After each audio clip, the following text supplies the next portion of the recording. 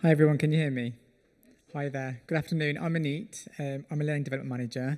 I'm very fortunate today to welcome our speaker. So firstly, I just want to say thank you for making it to the final session of today. I promise you, it sounds a bit cliche, but I'm really grateful that we're last, because I know there's going to be some real, tangible golden nuggets to take away, to reflect on, and to put into practice. Today we'll be exploring our mindset and some key ingredients that are needed for a united leadership team. With that being said, I'm just going to go over some boring housekeeping bits and bobs. So firstly, can you put your phones on silent? But also, please harness the power of social media and share any connections on Twitter or LinkedIn. Please follow me, I'm Aneet Mahay, and Martin Bean to get the message across. Secondly, we're going to encourage a lot of active participation for today. So please, I know you will, but stay involved as much as possible.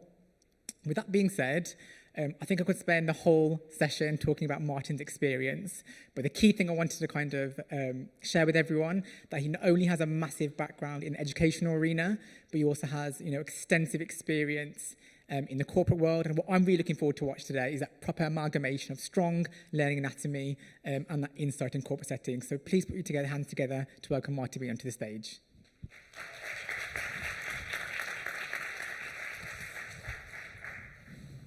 Well, good afternoon. Oh, that's good. I haven't used the mic yet. It works.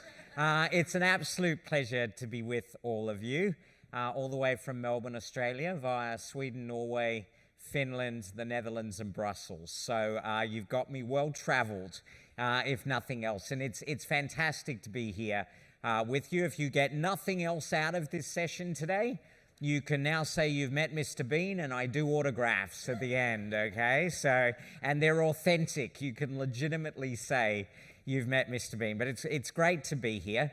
And I'd like to think that this is a little bit of a gift this conference has given in terms of allowing me to be here. Certainly a gift for me, but also this session is all about you. So we're not going to be talking about the woes of learning and development in organizations of all types. We're not going to be talking about enabling technologies. We're not going to be talking too much about generative AI. What this session is all about is introducing you to some of the concepts from the book you see behind me, Toolkit for Turbulence, which I co-wrote with a 3-time lead psychologist to the Australian Olympic team and a former A-class cricketer and coach to the Australian cricket team. So for any cricket fans in the room, Graham is responsible for kicking your rear ends on a couple of occasions. I'm delighted to say. But Graham and I got to know each other well before the pandemic hit. As Aneet said, Aneet, I want to thank you for being such a caring host of this session to make sure that I was well looked after to be here. But the first half of my career was in the corporate world. My undergrad degree is in adult learning, but I quickly navigated my way into the technology arena, left Australia to go to the United States for 3 years, and 15 years later, with 3 American daughters born in 3 different states, all legal, I found myself running education products for Microsoft out of Seattle worldwide, which was a remarkable time, because it was just as Bill Gates was moving across to the foundation. And my job was not to figure out how to sell more technology to education. We were selling a lot, actually over $2 billion worth at a 60% discount. So we were selling plenty, but I was told to partner with the Gates Foundation to figure out how technology could actually make a difference in education. Because Bill felt there were 2 industries that technology hadn't really disrupted for good. One was healthcare, and the other was education. I got education. So as you can imagine, it was a magical few years working with the Gates Foundation, and all was going swimmingly. But then I got to work with the Open University here in the UK, and the OU was struggling with moving from Web 1, which was all about content, to Web 2, which was all about social. And then the unthinkable happened. A corporate guy suddenly became a vice chancellor, wearing very fancy robes. I look a bit like a mushroom in those robes because I'm kind of short with the floppy hat. But I suddenly found myself running the OU in the United Kingdom. Just what a remarkable institution. 270,000 students, nearly all working adults, most of them first in in family, and here was this Australian guy running one of Britain's revered institutions. I used to describe it as the Empire Strikes Back. And then I was kind of ironic now, but anyway, so I then got an offer after 30 years to go back to my hometown to run one of Australia's largest universities, RMIT University, another big creature, 90,000 students, plus about 150,000 informal students, 10,000 staff, 1.4 billion turnover, and running in Victoria, Singapore, Vietnam, and 12 partner campuses in China. So I went back to run that, and again, everything was running really, really well. You know, I had this really well-honed leadership and management playbook. I was born in 1964, which makes me the last year of the baby boomers, but my 3 daughters tease me mercilessly about being baby boomer, and they should, because we wrecked the planet and stole all the resources, and I'm very sorry about that, but it is true, and we should carry a lot of guilt, but unfortunately we carry a lot of pension, so we're all cashed up, and we're loving life. So my apologies for that, but it is the lot of the world. So I was running RMIT, and I declared that this was going to be my last big chief executive job, so I wanted that team to be the best team that I'd ever had. And so I'd met Graham at another conference, and I said, would you come in and work with me on building my team? So we got going on stuff, and things were going well, and we built a terrific playbook, and my team loved me, my board loved me, the university loved me, everything was swimmingly.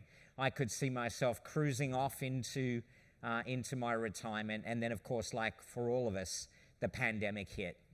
And for Australia, that was pretty catastrophic. So Melbourne, most locked down city on the planet, we had about 232 days locked up, not being able to move from about a 5-kilometre radius from our home. And our Prime Minister said, well, we'll just tell all the international students to go home. So we literally had thousands of students lining up at food banks because they were starving. How about that, huh? The Canadian Prime Minister said, we'll extend all of our benefits that we give to Canadian students, we're giving it to all of you. Our Prime Minister, just tell them to go home. So, but worse still, none of the programs that our government extended to every other organisation in the country were extended to universities to help people keep their jobs. So overnight, I said to my chair, what do we have to do? And he said, well, Martin, you've got to get us cash neutral in 10 months. And that meant we had to cut $280 million out of the budget in 10 months while we were all locked up in our homes. And the only way universities can reduce money at that magnitude is to wreck a lot of lives. So I remember I got that news. I called Graham. He was in Adelaide, a city to the left of Melbourne. And I said, I don't think this playbook's going to work. I don't think that this wonderfully manicured leadership playbook that has served me well for 30 years is going to work facing this turbulence. And so we set about deconstructing my playbook, and my provocation to Graham was, if I was leading the Australian Olympic team into a campaign, or if I was leading the Australian Ashes squad into harm's way in England to play England in the cricket, what would I be doing as a leader? And that was our starting point. And cut a long story short, we got through it. It was really brutal, but we got through it, and the team got through it together, except for one member of the team, because she actually voted to shut her whole organisation down as part of the restructure. Quite a remarkable thing to do looking back on it. And it was Graham who then came to me and said, okay, Martin, the pandemic, that's sort of in the rearview mirror, but we've got to write a book about this.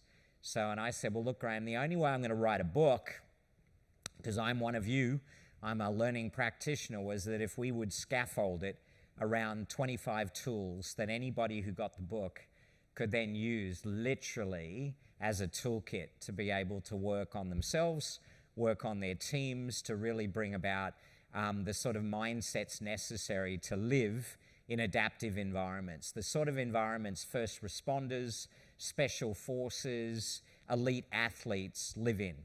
Little did we know, folks, little did we know when we wrote that book that we would be on the cusp of the world of work changing in almost unrecognizable ways.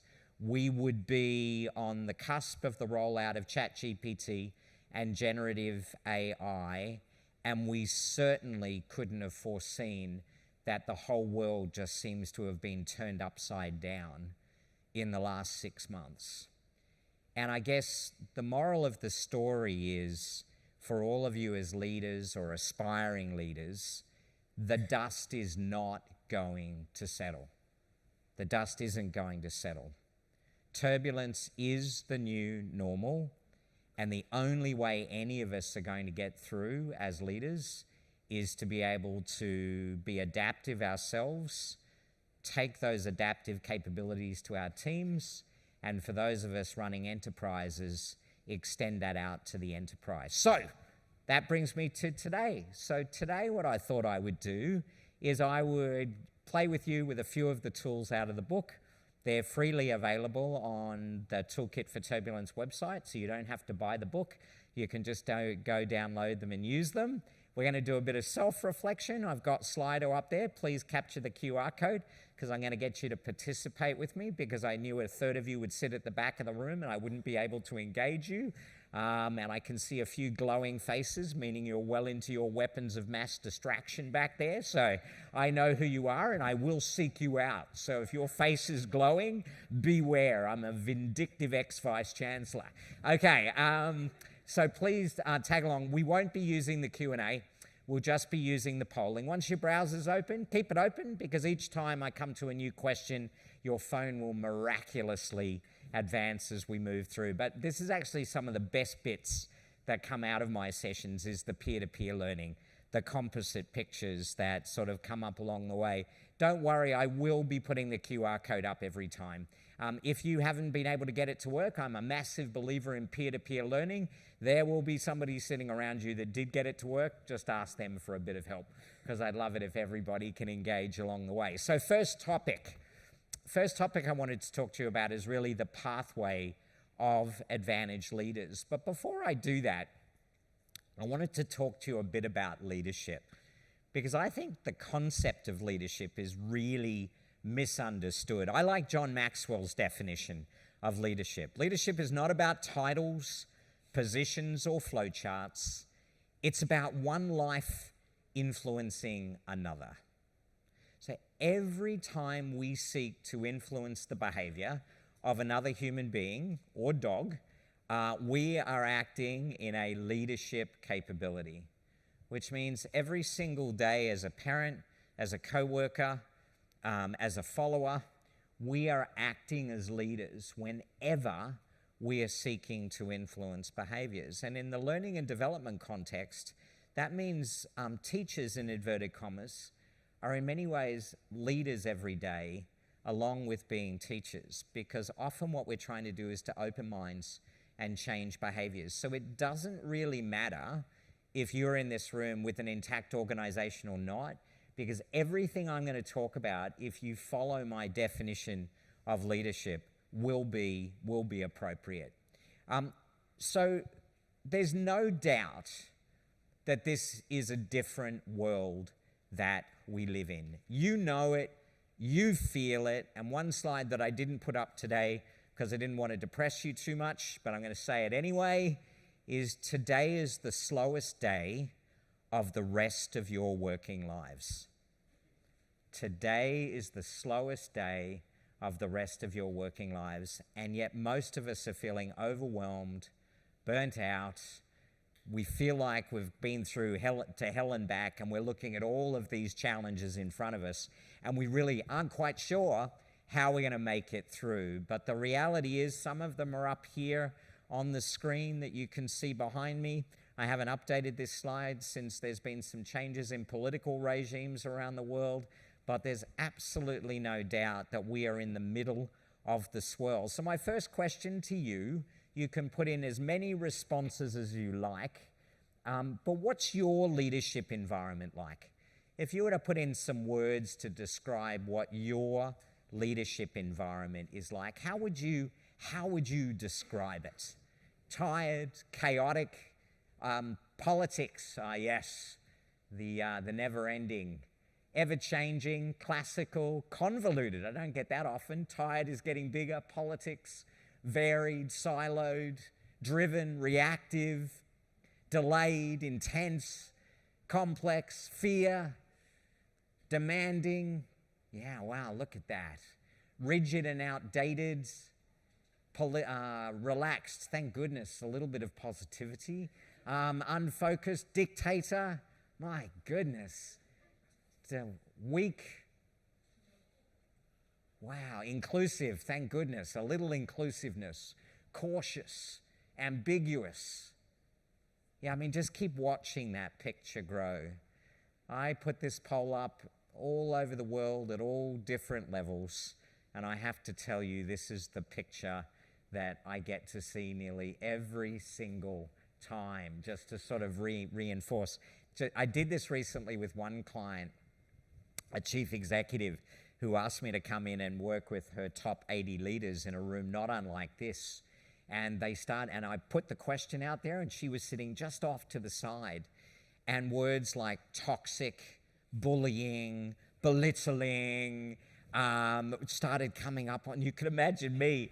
I'm just sort of watching this picture grow, and it's getting worse and worse and worse. And so as it's growing, I sort of sidle over to her, and remembering a great line from Shrek, I just looked at her and said, well, better out than in, and sort of went back to run the session. So I'm always a little wary when I put this up, just in terms of what will come up.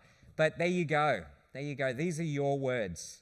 We've never met before. A couple of us have, but most of us haven't met before. And look at this. And as I said, this is the picture that I see.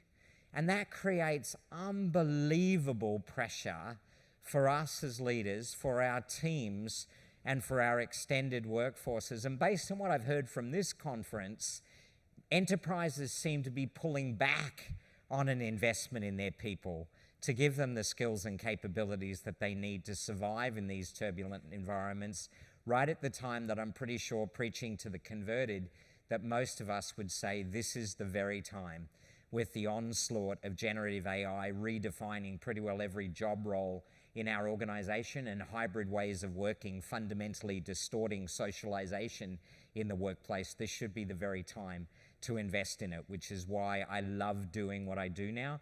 I'm in the preferment stage of my career now, which means I only work on things I prefer to work on. I have no governance, no employees. My decision-making cycles are less than 3 seconds because I make them. And my head of people and culture is my dog, Alfie, because he understands more about people than anybody else I know. So welcome to my world. You too can have this world one day. And that's another course that I run. So remember preferment. And this is what I do now. I prefer to do this, help people survive and lead in these crazy times. So here's the pathway. It starts with disruption, and really adaptive leaders use disruption as a force multiplier to achieve what's impossible in stable times. They allow themselves to get a little angry, a little petulant, throw their toys out of the pram, but just for a minute because it feels good. But then they immediately go to, how do we take advantage of this? How do we take advantage of this situation despite the adversity or the disruption that it's created for us? And it sort of can happen on a daily basis right now to have to go through that. But you've got to flip a switch. You actually, as an individual, need to consciously make that decision to go from anger and despair to, how do I take advantage of this? Generative AI is a classic. There's 3 personality types with generative AI. There's the ostriches. They've got their heads buried in the sand, hoping it will be like NFTs and it's all going to go away. It's just going to disappear. And then you've got the hysterics. You see them. They're running up and down the halls, arms in the air, hair on fire, waiting for a naked Arnold Schwarzenegger to drop into the middle of the room and say, we're all toast. And then there's the pragmatic middle. Those are the ones that realize Pandora's box is open. It's never going away. I might not like it. I might not want it. I might not think it's ethical. I might actually believe eventually it's going to do us in. But I realize my job as a leader is to go adaptive and figure out for myself, my team, and my organization how I can turn it to my advantage.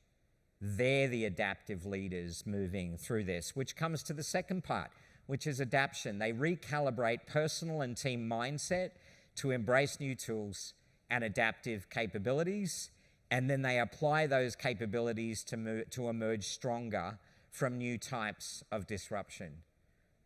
If you have not already rolled out and developed a policy and education program for every single one of the people in your organization to understand, use, and take advantage of generative AI while staying out of harm's way, it's probably already too late for your organization. So start looking for somewhere else to work, because that's the pace that we're talking about. Every 12 weeks, it's changing fundamentally, which means if you don't already have continuous learning loops in your organization and have your people empowered to use it, because guess what? 78% of knowledge workers are already using generative AI at work. Of those, approximately 70% are bringing their own AI to work. They're not waiting for you to tell them what to use. And of those, roughly 54% are reluctant to tell their leaders that they're using it for their most important tasks. So it's underground. Why do humans use it? Save time, improve focus, improve creativity. What's the one thing we all don't have enough of is time. That's why mental health issues are at the rates that they are in our communities and society. Humans, if given a tool to relieve anxiety, will use it, and they are. It's got nothing to do with large language models or the technology, and everything to do with the human condition. And so the smart organizations recognize the disruption, they're adapting their people and their organizations, and they're turning it to advantage. So let's go to topic 2, your mindset, our mindset. Because in all the work that I did with Graham as a performance psychologist and the work that he did with me, it became really clear that unless we get our own mindset set, everything else that we do isn't going to make a difference. We interviewed 15 other senior executives for the book, and their stories are in the book. But there was one, Captain Kevin Sullivan, a Qantas pilot, who was the pilot of QF-72, which took off out of Singapore, started flying to Perth, and it had a catastrophic sensor meltdown. Like it was an Airbus and it just shouldn't have happened. And his playbook was a ring binder in the cockpit. And as the plane started to head towards the ocean, that binder literally hit the roof of the cockpit and exploded. His playbook literally blew up in the cockpit. Now, he was an ex-US Navy fighter pilot, think Top Gun, but about 1.4 feet taller than Tom Cruise. And I said to Kevin, so what did you do? All your training, what did you do when that plane started to do that? And I was expecting some really great Top Gun answer. And his answer was really simple: breathe. He said all of their training said that until you get your own cardiovascular system under control and your breathing under control, every other decision that you will make will be suboptimal. And it's only once you get your own breathing under control that then you aviate, navigate, communicate in that order. So I think that's a really powerful metaphor for leading in turbulence. If we don't get our heads in the right space before we try to start helping the team or the organization, we will be suboptimal. And I know it, and I'll share another story with you in a moment. So this is some work from Heifetz and Linsky about 2 different types of challenges: technical challenges and adaptive challenges. Technical challenges are linear. I wish they were all this way. They have a practical known solution. If you have expert knowledge, they can provide you the best practice and you can move through it. They follow clear rules and boundaries. If you fix the problem, it restores equilibrium, and there's this lovely predictable pathway to build confidence and trust. Then there are adaptive challenges or non-linear challenges. The solution is unknown and the problem is unclear. There is no best practice, so it needs exploring. It crosses all sorts of conventional boundaries. It requires new assumptions, beliefs, and habits to move through it. Ambiguity and uncertainty are everywhere, and the human condition says that in the face of ambiguity and uncertainty, it gives rise to unease and resistance. And I would argue the majority of the challenges you now face in your job and in your lives are adaptive challenges. So, I want you to think of one. I want you to think of a tricky adaptive challenge you have today and write it down if you can or type it into your phone, but I want you to focus on a particular one. It may be keeping you awake at night. It's certainly making you feel a bit anxious. You don't know what the clear answer is. Try to think about that challenge. If you don't have one, I wish I was you. Because pretty well everybody's got one. If you can't think of one at work and you're a parent, I'm sure you got one at home. So just think about that challenge for me and start thinking about the implications for your leadership mindset and team practices as we move through. Because what Graham and I have found is that the superpower on that pathway I was describing is having an adaptive mindset. And I remember when I brought my top 40 leaders together, once we knew we had to cut that $280 million, and I was in a room and they were in the room and Graham was up presenting, and I did something I rarely do as a leader. I sort of detached myself from the room. I was sitting off to the side. I was thinking about the media calls I was getting. I was thinking about what was going on with the global markets and whether my pension was about to disappear that I'd worked my whole life for. I was thinking about my union and the battles I was going to have to do with them and what was going to be ahead. I was thinking about my kids and how were they going to homeschool. I had one doing A-levels and one a couple of years behind. I had all this stuff going on in my head. And I looked up and Graham was presenting this model and I went, wow, I am in a defensive mindset. Like most of us were at the time. It's why toilet paper sold out in the supermarket shelves within like 24 hours, and I am still eating sausages from the bottom of the chest freezer that were procured in the early part of 2021. We all know what it was like, and that's why we've been sort of rewired a little bit, because all of us had that moment where everything that we thought to be held true and constant got rocked to its very core, because humans in the face of ambiguity or uncertainty, we're wired to go to security, defensive, cautious, and fixed. And those behaviors look both passive and aggressive, don't they? The more aggressive defensive behaviors are holding tight to control and power, being quick to judge and criticize, dismiss others' ideas, trying to be too perfect, or starting to compare ourselves with others all the time. And then there's the passive defensive. Play it safe, avoid risks, agree to anything, shy away from conflict, wait for others to act and see what happens to them, or passively resist.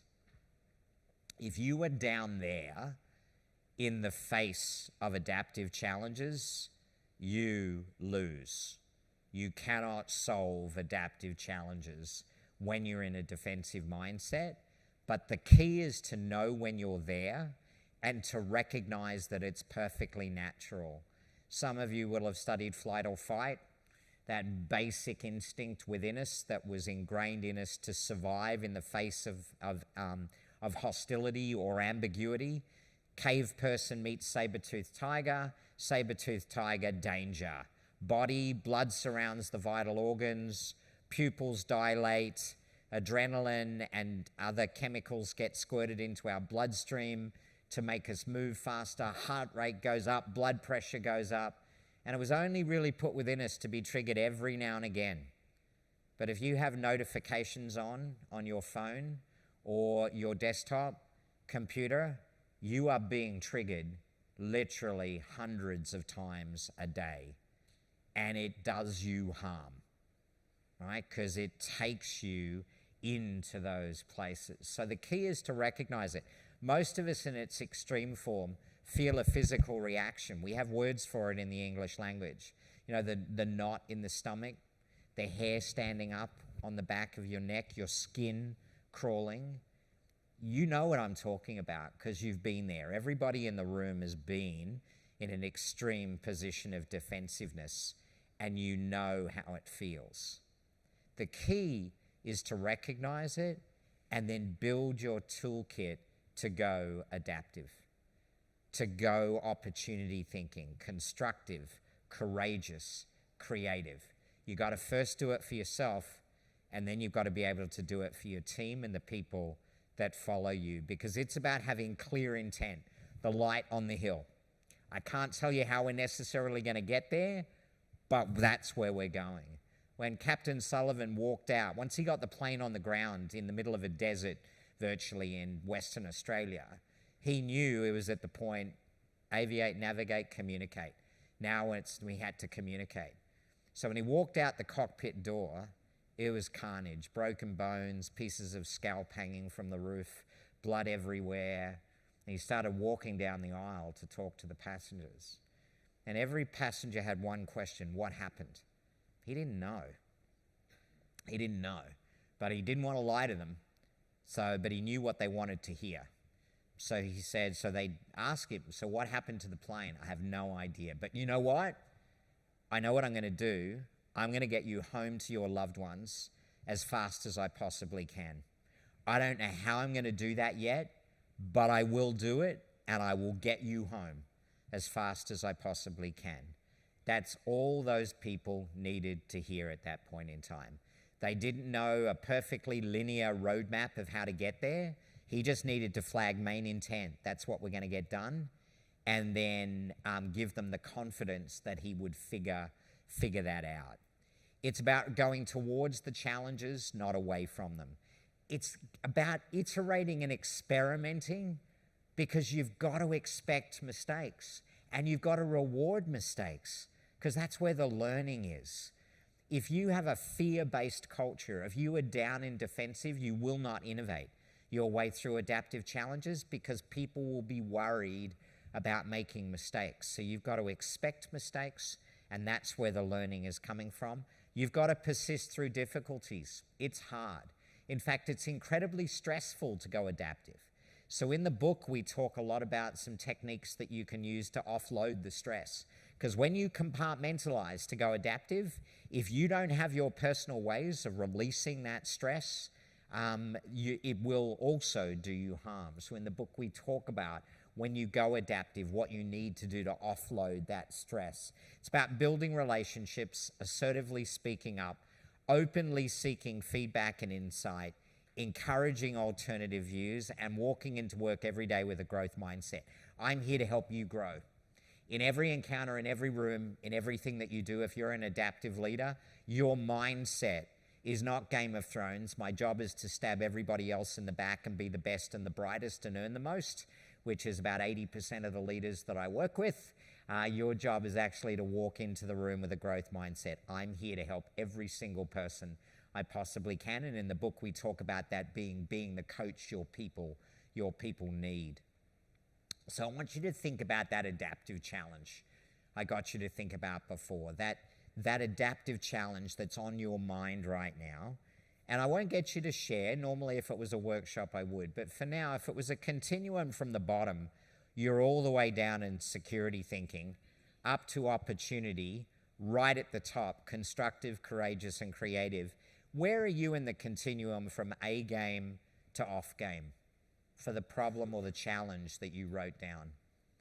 Most people, when I do this exercise, they usually hover around the midpoint. Some are a bit more adaptive, some are a bit more defensive, but everybody, when I work with them, recognizes what it's like when you're in off game versus when you're in A game. And you feel it. You can just feel it. And the irony is, human beings, the research shows that when we most need to be A game and really peak performance is when we invite back in all the destructive behaviors.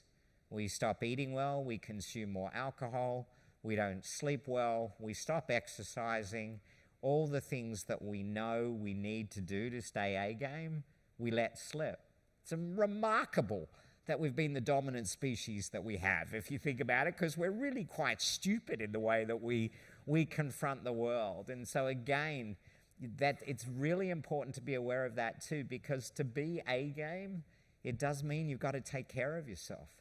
You've got to actually practice those habits that allow you to maintain that performance in A game versus off game. So a little bit of an exercise that I'd like you to do when you go back to wherever you're going back to is I want you to think about you in off game and you in A game.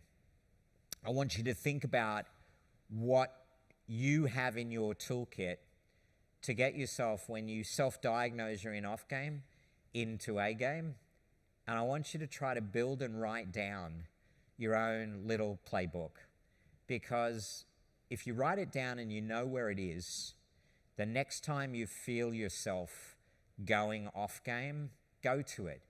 Go to it like a lifeline to say, right, I know these are the things that I need to do now to get to A game. And when I was sitting off to the side of the room and I saw this go up and I felt myself be right down there in defensive, I did what I'd learned to do, which is in the face of adversity, to tough through it. And I talked to myself and I said, Martin, there are 10,000 staff, 90,000 students, the 40 people in this room and all of their families that are counting on you to be adaptive right now. Suck it up.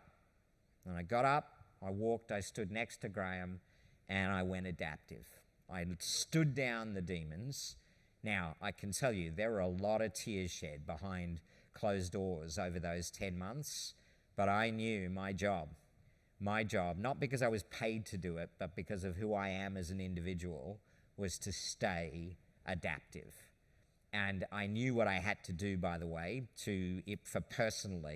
for me to be able to make my way through it. It will be different for everybody else, for everybody in the room, but the one thing that won't be different in the room is you all need that playbook.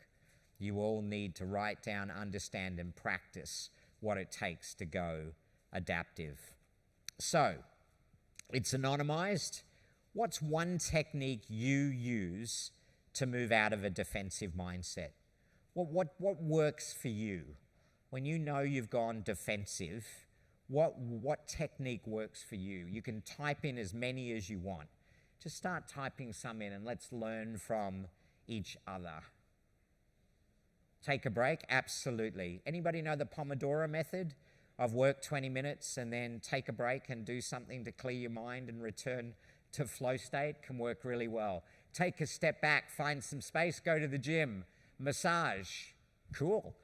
Be curious, box breathing, excellent. Temporarily focus on something else, count to 5, question myself, positive self-chat, ask for feedback, exercise, sleep, be curious, breathe, decompress, I love stand in their shoes. Yeah, stand in their shoes, empathize, think why are they reacting this way? Talk to ChatGPT, I love that, she's only ever nice to me. It's the only relationship in my life. Question myself, some wonderful ones there. Positive self-chat, share with a friend, temporarily refocus, see what I can learn from the situation, have a pint. There you go. I like that person. They're honest. Yeah, look, what a fantastic list. And feel free, by the way, just to take a photo of that if you want, because there's a lot of really good suggestions up there. Pet my dog. I agree with that one. Reflection. Oh, have a pint's getting bigger. More honesty in the room. Touch the tree. Reframe for success. Yeah, fantastic. Yeah, tea. Very good. I didn't see any coffee. Like a really, really good list. So you can see we all know what works for us. The key is for us to really just practice it every time. And you've probably, for some of you in the room, It might have been caused for a variety of reasons over the last few years, but for some of you, you've allowed patterns of behavior to emerge in your life that you know aren't doing you good. The one I remember was when we got locked down for that period of time, my little office was in the front room, and I used to find at the end of pretty tough days, Zoom after Zoom and team after team, that my comfort was walking to the kitchen and getting a gin and tonic. And then I found the gin and tonic turned into a second that I took back to the desk, because that suddenly felt like it was the safe space for me. That's where it was bizarre, but that felt safe. And then that would then go back to the kitchen for a glass of wine, and then the glass of wine would go back. And I suddenly realized instead of alcohol being a treat, maybe once or twice a week, it had become the pattern of my behavior every evening, because that's how my brain was offloading stress, but it really wasn't. And so there came a day where I just realized the pattern that I got myself into, and I knew I just had to break that. And I did, which is good. For some people, they've let their exercise pattern slip, or they're eating, whatever it is. But it might be worth reflecting a little bit on too, has all this turbulence, has all this stress, has all this strain led you down a pathway that deep down inside you know is something you probably need to take care of as well? All right, so that's a little bit about you. That's a little bit about you and your mindset. You as Captain Sullivan. I have to get my own breathing under control before I start taking care of others. But let's flip now. Let's flip now to either the team you lead or the team that you are on. And if you're on multiple teams, I want you to think of one as we go through this. I want you to all pick a team that you're a part of or a team you lead, and just sit there for a moment and imagine the last time you came together, either online, and picture the Brady Bunch windows and staring at each other and guessing whether people were dressed from the waist down, all of that stuff. I had one of my direct reports, by the way, this is a true story. Her name was Julie. And anyway, Julie was in one of those, pandemic Zoom meetings, and the Amazon man came to the door and rang the doorbell, and it was a meeting of her direct reports. And she just said, "Oh, hold on, everybody. I just need to go to the door for the Amazon man." Julie hadn't worn much below the waist that day in that call, and so her direct reports got to see a lot more of her than they expected to on that particular call. She did have underwear on, you'll be happy to know, but not much else. So that became quite a hilarious story for us. So imagine either you're in the room with that group of people the last time, or you're in the digital, and just think about what that was like. Think about the people, think about the conversations. Because I want to share with you a model that is core to the book. It's on the website, so you can grab it, but we call it ACL. If anybody's had knee surgery, we apologize for calling it ACL. You'd think Graham would know better as a former lead psychologist to the Australian Olympic team. But we believe ACL is the heartbeat of team collaboration in complex, fast-moving, and changeable environments. We believe there are three core things that any team leader in a turbulent environment needs to pay attention to all the time, because they're not static. It's not something that you develop in a leadership development program and it's done. These are three things that you need to be constantly paying attention to. The first is align, which we added the word commit.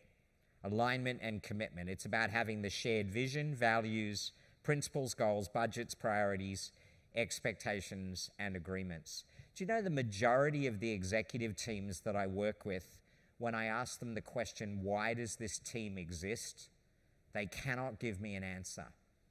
They cannot tell me what the purpose is of the executive team. They usually tell me what the company's mission is, or how much money they've got to make that year, or what they do in their organization, in their part of the organization, which really means they're not a team at all. They come together to play Game of Thrones. They come together representing home team to fight for power, prestige, control, and resources. That's the way they enter the executive team meeting, is they're actually in there as a representative of home team, not the executive team. So alignment and commitment is all about your team actually understanding what we're here to do when we come together, and what we are going to measure our collective success by. And in the book, we have a thing called the Team Diamond that will take you through a process to do that. And everybody assumes that there's a shared purpose. And then when you run the exercise, you realize there's many different views in the room as to why that team exists. So the first is alignment. The second is collaborate, or what we now call share. It's about connecting, engaging, problem solving, co-creating, coordinating, supporting, challenging, and giving. It's the interpersonal processes. So alignment is more the rational processes. Sharing and collaborating is about the interpersonal. And then it's about the L, the learn. And absent of a learning process in the team, you will fail in adaptive environments, because it's all about having an adaptive mindset, reflecting, debriefing, being open to feedback, bringing insights into the room that may not be comfortable, but you need them. It's about innovation, but it's also about having a rigorous fit-for-purpose tempo. Most of us are slaves to organizational rhythms that we think we have to follow because we've always followed them.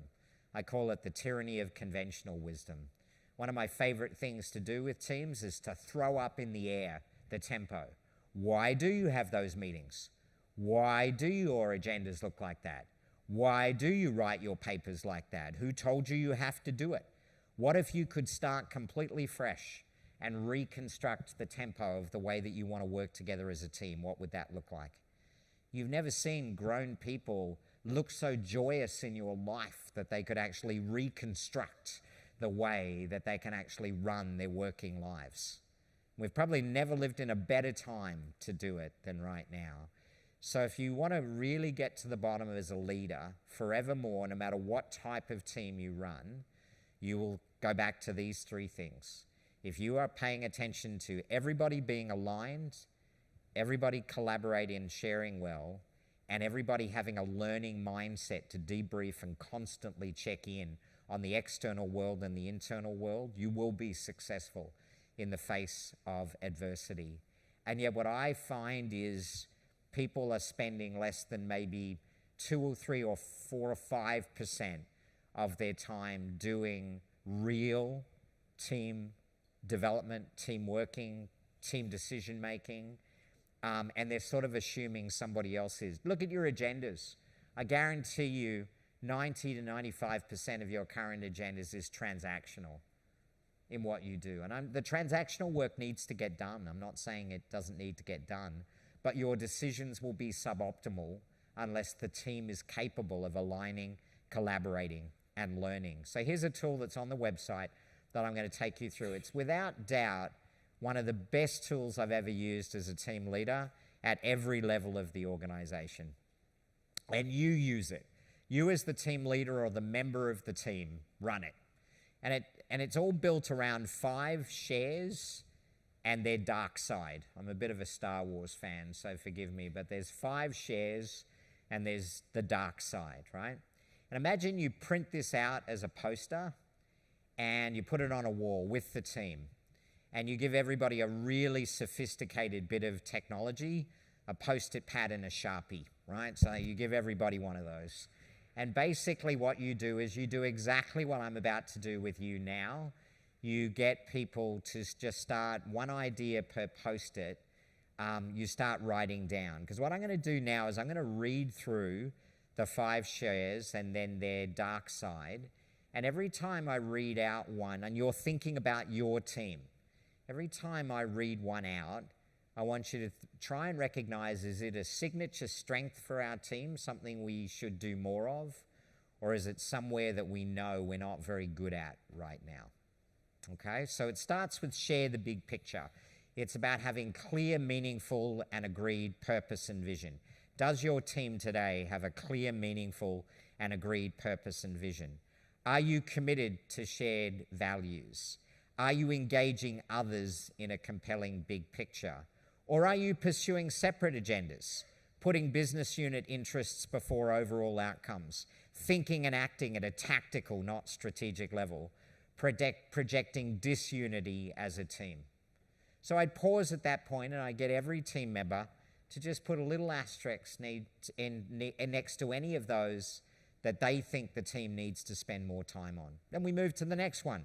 Share the reality, taking shared accountability for outcomes, being open to constructive feedback, having really high quality debates where we're playing the ball, not the person. We're not attacking each other, we're going after and debating the issue. Or are we avoiding and denying, putting a spin on things, lacking cut through, being defensive or aggressive or playing the person, avoiding the tough conversations or choices? There's a lot of avoidance in organizations right now, a lot of fear and a lot of avoidance. Then we move on to share the air. Are we acting in ways that build trust? Are we keeping the lines of communication open? Are we actively listening to each other? Or are we stifling communication? We're dismissing alternative views and options. We're blocking or over-controlling communication. Or quite frankly, we're showing a lack of care and respect for each other. We're just disrespecting each other. Then we move on to share the load. Are we treating colleagues as equal partners? Are we planning and prioritizing together? A big one for me, are we collaborating away from formal meetings? Or are we protecting our own turf, planning and not prioritizing in isolation, making decisions to protect status and position, and missing opportunities for integration? And finally, are we sharing the wins and losses, paying close attention to overall results, celebrating the team wins, and are we debriefing regularly to learn and adapt? Or are we playing I win, you lose, looking to blame others, evading accountability as a team, or being slow to learn and adapt? And so once you've done that, you get everybody out of their seats, you go to the wall, and you literally ask people share by share to put up what they think and why. And you have a great conversation about that. You can also, if you want to, ask people for each of the 5 shares to rate the team +5 to -5. And if you don't have a lot of psychological safety, they'll all be positive. They'll all be above the line. So look for the pattern. But then you'll start asking why. But born out of that exercise and out of the conversation, you then will see clusters.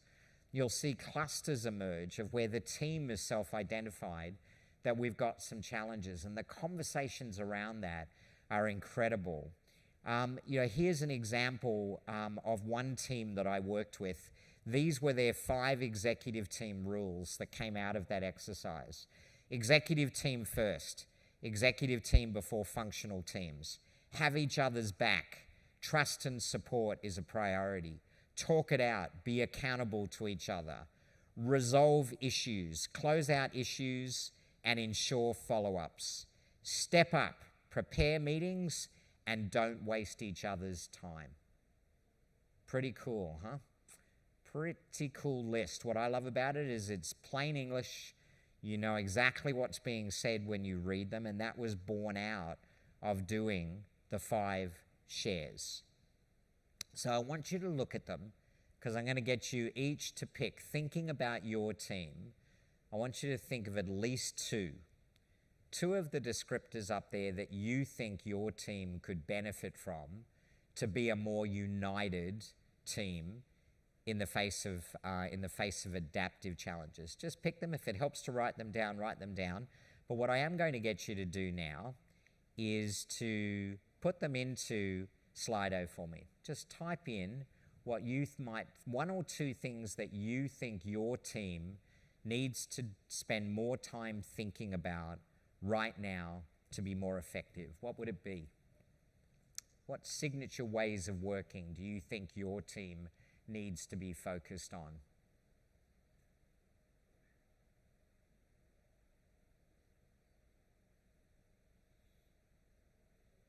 Don't worry about the descriptors being exactly the same as my 5 shares. You'll know what's on your mind. Respect.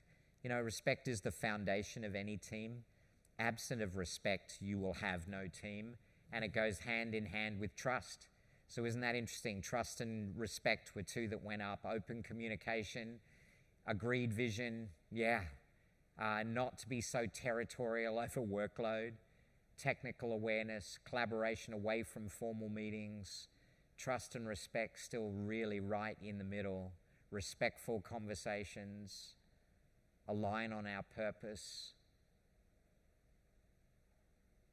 Yeah. Clear accountabilities. Treasure vulnerability. Thank you. That's the next part of my presentation. I love you. Planning and prioritizing together. Yep. Transparency. Shared decisions. Understand why you are there. Yep. Good point. Yeah. And what's wonderful about this exercise is you didn't have to pay a really expensive consultant to come in and do it for you. You get to self-diagnose so the team owns it. They'll own the things that are developed. And then you've just got to do one thing for me. Please keep typing them in as we go. And we might want to take a photo of that too. It might be fun to have as a follow-up for us. You've got to then turn it into rituals. There's a book written called Legacy about the New Zealand All Blacks rugby team. You have to understand, in New Zealand, rugby is not a game. Rugby is life, right? The actual national identity of a Kiwi is largely built around the All Blacks team. And the book's great because it talks about how they lost sight of what it was to be an All Black and to fight for the nation. And the book is about what they had to do to restore the team. And it was all about rituals, really. And one of the rituals that they came up with was a thing they call sweep the sheds. So at the end of a game, a test game against England or Wales or Scotland or Ireland or Australia or South Africa or France or wherever, that team, win, lose or draw, they go back and clean up their own locker room. So they're bleeding, they're bruised, win, lose or draw, they clean up their own locker room. And while they're in that locker room cleaning up after themselves in a very humble state, as you can imagine, hurting often, they start debriefing right away. Because win, lose or draw, if you're an All Black, you know something could have been better today. They don't critique each other, but they will critique what it is to be an All Black, because the jersey is worth more than any individual in that room. That's part of the ethos. So if you apply that thinking at the start of every team meeting, you'll put your team purpose up to remind everybody, why are we here? I literally used to say to my team, take off home team glasses now, put on executive team glasses, because you're in the room now to make decisions for the university, not you're part of the university. So you remind everybody while we're here. Then the next slide is you put up your ways of working born out of the 5 shares. We agreed that this is the way that we want to work together. So I'm just reminding everybody, and we're reminding each other, that this is the way we want to work together in the room today. Then you have the meeting, whatever it is. And then you reserve 10 minutes at the end to go, literally, meeting's over. Now we're going to do a debrief. Now we're sweeping the sheds. And you literally go back and put those behaviors up. And you go, how well did we do that today? And how well have we been doing that with each other since we last met? And it's only by putting those rituals in place that you will start to get the behavioral change over time that you're looking for. Well over 95% of the executive teams I work with do no debriefing around team dynamics, purpose, and rituals. And if you just want to change 1 or 2 things as a leader to make a fundamental difference in the quality of the team and the level of satisfaction of the team members, you'll just do what I've taken you through today. Final topic, then I'm going to let you get out of here, but it's a big one. Thank goodness. And Mark, thank you. I just about had a heart attack. We went no screen for a minute. Without doubt, when we interviewed all of those executives that we interviewed for the book, and we said, what's the one thing you learned through the pandemic that you've kept in your toolkit, that you've absolutely hung on to and you're using much more than you ever did before? And some of them were pretty crusty individuals, right? They're not very touchy-feely type people. They nearly all said vulnerability. So we came up with 7 signs of vulnerability on the basis of the work that we did. The first is, and we sort of said, okay, so each of us knows that we need to practice 1 or 2 of these a little bit more. And I wanted to talk to you about them. So the first is admitting uncertainty. Having the courage to walk into the room and say you don't know, or to admit to an uncertain decision. For years, you thought you had to be superhuman as a leader. You needed to walk into the room with all of the answers and have all of the knowledge, and any question you would ask, you'd have the answer. Actually, that's not the truth at all. It actually is a superpower to walk into a room and have a problem on the table and turn to the team and say, I have no idea. I have no idea what we're going to do with this. I know where we've got to get to, but I don't know. I need your help. Can we work on it together? The second is being open to feedback. Ask for feedback and graciously accept critiquing. We had to, and teams I'm working with, they have all sorts of funny ways to know when tough love's about to be administered. In my team, we'd look at each other, and when we were about to give a bit of tough feedback, we'd go, and remember, Anit, feedback is a gift. That was code for, oh God, what am I about to hear? But it was kind of fun because it softened you up for it. I've got another team, financial services. The chief exec of that team bought everybody a little rubber turtle. And when you squeeze the rubber turtle, the neck goes out. So if somebody's about to deliver some tough feedback in the room, they pick their turtle up and they squeeze it and its neck pops out, which is code for, I'm about to say something that some of you aren't going to like. Do not cut my neck off for doing it, okay? Because I'm sticking my neck out. So teams come up with these ways of making it okay to share the tough feedback. And it sort of says to everybody else, don't shut me down. I'm delivering this feedback because I think it's something we need to hear. And so I need you to have an open mind. So think about how psychologically safe it is in your team right now for real feedback to be delivered, and how well the team is set up to listen to that when it's delivered. It's about asking for help. Ask others' opinions and asking for support. I remember in the darkest of times, my CFO, a wonderful woman named Kate, I got a call from Kate, and when your CFO calls you as a chief executive, you're always like, oh my goodness. So I picked it up right away and said, yep, what's up, Kate?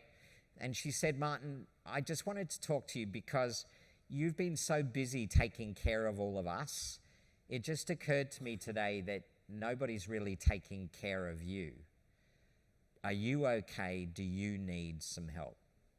And I remember that day like it was yesterday, and it was like a champagne cork coming out of the bottle. I just broke down. Tears started flowing. I was sobbing. And I could finally speak again. It was, no, Kate, I'm not okay. I need some help. And do you think Kate felt less of me for asking for help? Do you think Kate felt less of me for actually letting her see where I was really at emotionally? No, quite the opposite, which leads to show emotions.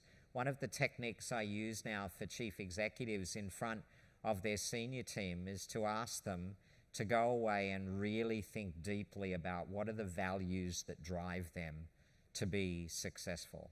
When you strip everything else away, what are those 2, 3, or 4 deeply held values that drive them to want to be successful?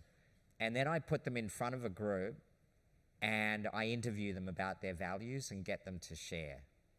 And some of the stories that they've shared are unbelievable. One very successful chief exec, again of a Forex company, so really high finance, profoundly dyslexic, and he'd never told his team. He could sometimes have to spend an hour to read a complex email from one of them just to be able to craft an answer and send it back. And when he was sharing that as a story of what drives him at a values level, you should have seen the look on the faces of the senior leaders. They're all like, oh my goodness. And one of them actually said, so when we send you an email like this, that's really hard for you. And he said, yeah. And then another said, so if we just called you and spoke to you about it, that could make it a lot easier for you. And he said, yes. And you could have heard a pin drop in that room. Do you think that team felt less of him because he'd shared a challenge that he's had his whole life that drives him to want to succeed? No, quite the opposite. Letting people see you and the real you and your emotions and what drives you is unbelievably powerful. Sharing stories. You might have noticed I've shared a few stories in this brief time we've had together. Sharing stories. If you're responsible for learning and development in your organization and you want to give a really great gift to leaders or individual contributors, help them learn how to tell stories. Because in a world of generative AI, those enduring human capabilities, storytelling being one of the most profound and important human attributes, to be able to share knowledge through telling stories and inspiring and sharing, it's huge, folks. Admitting mistakes, again, it's so powerful. And I got real comfortable with it because I make a lot of them, but whenever I walked into a room and just fell on the sword, I really screwed that up. I thought that was a great idea, but that did not work the way that I thought it was going to work. What do we got to do differently?